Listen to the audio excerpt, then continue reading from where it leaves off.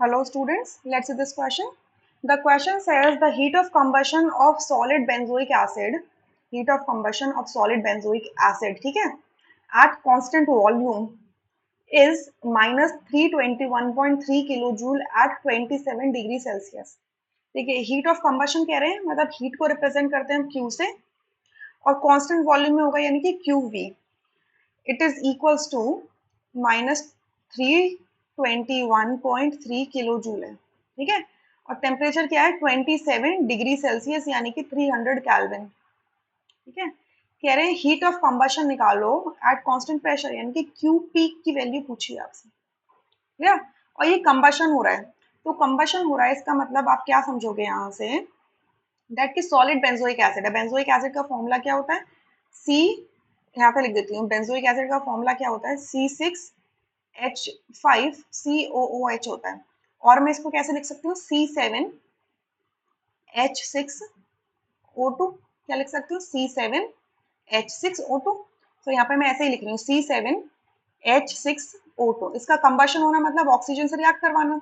तो organic substance oxygen से combine करके क्या बनाता है, carbon dioxide plus water plus energy release हो जाती है, प्लस यहाँ से एनर्जी होती है। ठीक है, एनर्जी रिलीज हो जाती है। तो अब मैं क्या करूँ, इसको बैलेंस करूंगी। तो लेफ्ट में 7 कार्बन है, राइट में यहाँ पे 7 लगा दो, 7 कार्बन हो जाएंगे। लेफ्ट में कितने हाइड्रोजन है, 6 हाइड्रोजन से, राइट में 2 हाइड्रोजन है, तो यहाँ 3 लगा दो। लेफ्ट में कितने ऑक्सीजन है, 2 + 2 4 है, और राइट में कितने हैं, 3 + 14, 7 2 14 + 3 17 है। तो 17 है, तो मैं यहाँ पर क्या लगा दूँ, 15/2 कर दूँ इसको। सो लेफ्ट में 15/2 करोगे ऑक्सीजन के आगे, तो 15 एटम्स ऑक्सीजन के प्लस 2 ये वाले 17, और राइट में भी आपके कितने 17 है। क्लियर, सो हमें पता है कि आपका बेंजोइक एसिड सॉलिड है, ऑक्सीजन गैस होती है, कार्बन डाइऑक्साइड गैस होती है, और वाटर लिक्विड होता है। क्लियर, नाउ अब आपको एक फॉर्मूला पता होना चाहिए, एंड द फॉर्मूला इज कि delta H is equals to क्या होता है, delta U plus delta NgRT होता है। ठीक है, अगर हम डेल्टा H को बोल दें, अगर हम डेल्टा H क्या है, डेल्टा H को हम क्या बोल सकते हैं, heat capacity, heat at constant pressure. Constant pressure पे जब हीट होती है तो उसको हम क्या बोलते हैं, डेल्टा H बोल देते हैं, या एंथैल्पी चेंज बोल देते हैं। Clear, basically it's just a name. ठीक है, इट्स जस्ट अ नेम कि कांस्टेंट प्रेशर पर कुछ भी मैकेनिकल वर्क नहीं होगा। तो मैकेनिकल वर्क नहीं होगा तो जो इंटरनल एनर्जी होगी, उस इंटरनल एनर्जी को हम क्या कह देंगे, एंथैल्पी बोल देंगे।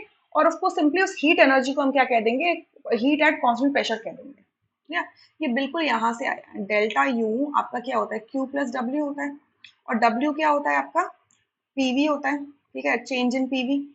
सो अगर आपने प्रेशर पे कांस्टेंट, प्रेशर को कांस्टेंट कर दिया है, ठीक है, तो जब आप जब कांस्टेंट प्रेशर ले लेते हो, तो उस टाइम पे जो हीट बचती है, ठीक है, जो हीट बचती है उसको हम क्या कहते हैं,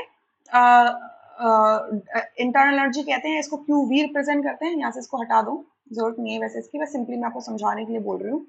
सो डेल्टा एच की जगह आप क्या लिख सकते हो, क्यू पी लिख सकते हो, और डेल्टा यू की जगह लिख सकते हो क्यू पी। मतलब change in internal energy is equals to heat at constant volume, और change in enthalpy is equals to heat carried by the system at constant pressure। ठीक है, सो इट इज इक्वल्स, इस equation में इस तरीके से substitute कर सकते हो, और इसको लिख सकते हो delta n g r T.